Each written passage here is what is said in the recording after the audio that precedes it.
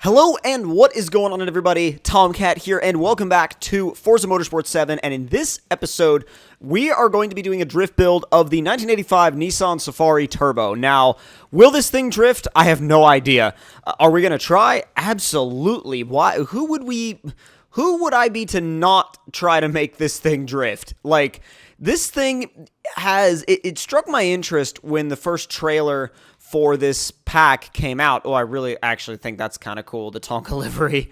I think that's really cool. I think that's cool too. Like, there's actually a lot of interesting liveries for this. I almost called it a car, and then I was like, well, isn't it more of a truck? And then I was like, well, it's not really a truck because it doesn't have a bed. And I was like, I don't know. It's kind of weird. Like, I don't know. I feel like the Tonka livery is cool and all, but I don't know if I like it. Well, let me download it. Let me download it so I can see it on the vehicle itself. You know, for the purpose of it being unique, like, I don't hate it. I don't hate it. Oh god, it's a diesel.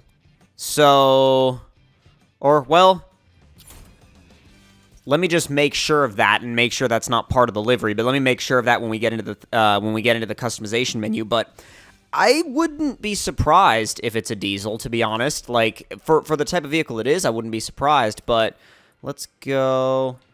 Yep, diesel upgrades. All right then, intake and full race diesel fuel system. This is going to be interesting. I'm kind of thinking I want to drift it with the diesel engine. Like, I want to be that weird guy that builds this thing, leaves the diesel in it, and drifts it with the diesel. 327 horsepower. Now, wait. 327 horsepower, and oh, they don't give me. Oh, I need to see the torque on this thing. This thing, I need to see foot-pounds of torque. It's only showing me power, but I need to see foot-pounds of torque because I'm sure it makes a boatload of it. If it's making 330-some-odd horsepower, sure it's making boatloads of torque, but we can see that in the telemetry. The graph looks weird. Like, well, it doesn't look too weird. I would say it looks pretty similar to any other like big turbo, vehicle, but at the same time, it's a diesel, so it doesn't rev high. So we're gonna have a very, very, very short window of power, basically. 2982 after weight reduction. That's not terrible for an SUV. Let's go ahead and get the driveline built. Do we have a race trans already ready? Do we have a race trans ready to go? Ready to go. Race driveline too. A race diff as well? No, we don't have that ready to go, but we'll pick it up. What do we have next? Tire compound. This is gonna be interesting because I'm not sure what it's gonna want. You know what I'm gonna do, actually? I'm gonna leave the off-road tires on it just because I think it's gonna be hilarious. 265s is the max we can go to. So, well, I'll tell you what. Let's try 245s. See how it is on the 245s, and then if the 245s just spin up and just kind of completely blow off no matter what you do, then we'll go to the 265s. Now, whatever wheels we use, they are going to be in that weird yellow color, like yellow Tonka color, which I'm not a huge fan of, but I think it's like I'm willing to make that use the paint job, because I don't mind the paint job. Those don't look bad. Yeah, those are kind of beefy, and they suit it fairly well enough. But let's see if there's anything else. I don't want to make them bigger. I don't think that would really do much good. We can we could actually take that off. But, we're leaving the winch on the front. This is, oh, dude. Oh, yes. Oh, yes. We can take the cap off. That's awesome. You got, like, a rumble seat in the back and everything. Well, I don't know if that's technically considered a rumble seat. I don't know. But regardless, it's still cool. Still very, very cool. And just out of curiosity, let's see what engines we can put in here. We can put in an RB26. We can put in 3.7-liter V6, or we can put in a 6.2 V8. But like I said, I wanted to run this. We do need to swap it to rear-wheel drive, though. I completely forgot about that, and I built the whole drivetrain up, like, you know, not even thinking about it. But I'll go through and redo the drivetrain again just to make sure that we've got everything up to race grade. And then once we've got everything at race grade, I've been thinking now, what track do I want to take this to and where do I want to drift it? Because it's a very specific vehicle, and I'm not sure what track would best suit it. So we're going to do a base setup, and then I'm going to go through the track list and see which one jumps out at me like, oh, we need to go here, oh, we need to go there. So we're going to base it at a 4:10 ratio. We're going to go with -3 in the front and about, let's say negative, yeah, I actually go back on that. -3 in the front and like 0.8 in the rear. A little bit of toe out in the front, and then we'll soften up the front suspension a little bit. Drop the ride height. And I think we're going to go ahead and leave the rest of it alone right now. Let's bring that to 95 and 85. And go ahead and bias the brakes to the front a little bit. Bump up the pressure. And that will be our baseline tune. That'll be our baseline setup.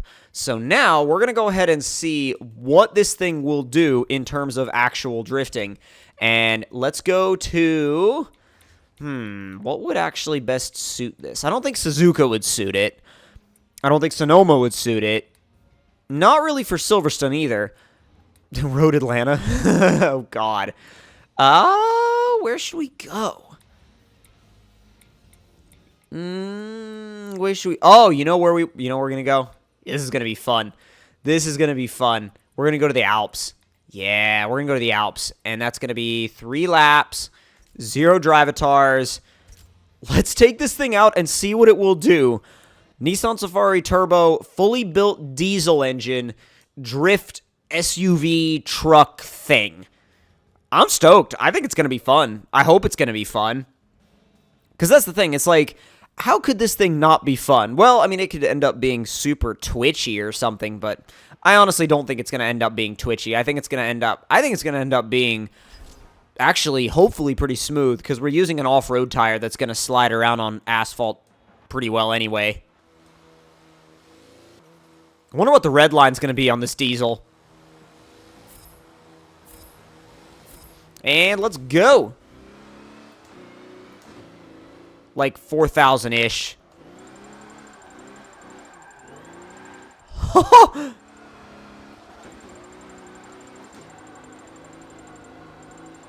You got to keep the revs a little low, but if you keep it, if you keep it right around 3, it's okay. Like it's okay with what you're doing.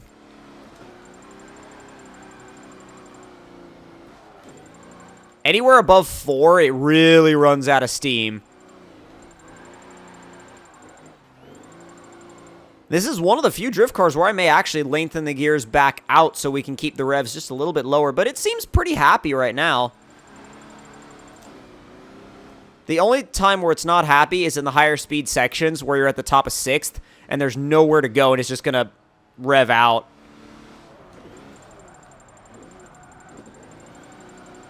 Leave it in 6th. Don't even think about it. Leave it in 6th. This corner's tricky. Oh, God. Go, go, go, go, go, go, go, go, go. That's not bad. Yeah, that's not bad. It's not a drift car. It's not a drift car at all. It's definitely not something I would say, hey, you want to go and, put in big scores on the leaderboards or, like, dominate hopper lobbies. Build a Nissan Safari Turbo. And now, to be fair, I haven't tried this with any of the engine swaps yet, and I'm sure it's a monster with some of these engine swaps, but on the stock engine, it's definitely not... It's not going to be like a leaderboard crusher or anything like that, but I think we all kind of knew that already. But at the end of the day, though, it's really kind of like quirky and wonky and fun. Let's see how it is in third person. It's probably going to be really, really weird. Is it going to jump here? Yes, it is. Haha.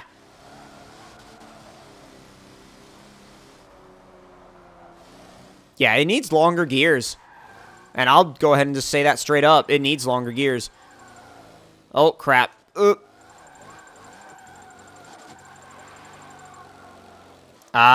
It dies out. Like, if it's not right in the perfect power band, it dies out. If it's in the perfect power band, like, for whatever given speed you're going, then it's great. But if you let it get out of that power band, dude, it dies out so hard. Like, whether you're above it or below it. And I think part of that is due to the big turbo. And I also think part of that is due to the fact that, that it is a diesel. And it's just... it's not the most well-suited thing for this kind of application.